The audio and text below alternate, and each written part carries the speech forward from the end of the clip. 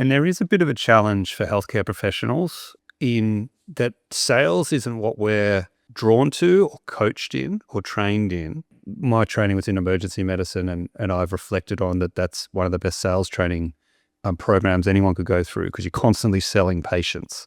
I'd have to call up a registrar and try to convince them to admit a patient, and that was a sales job.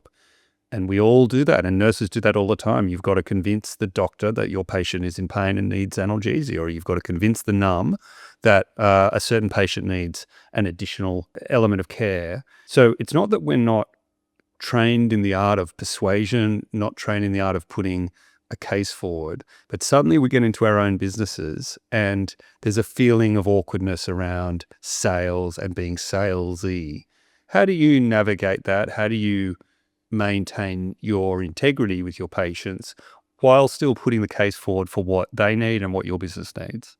I just explain to my patients, and I say this at the bottom, is a little excerpt in the bottom of every single treatment plan. You can do as little or as much or nothing. It is completely in your hands, but this is what I suggest based off our assessment to achieve the results that you are after.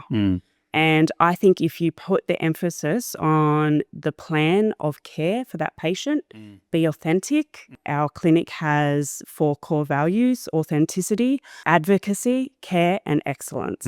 So if you stay true to your core values in your business, I think it just flows.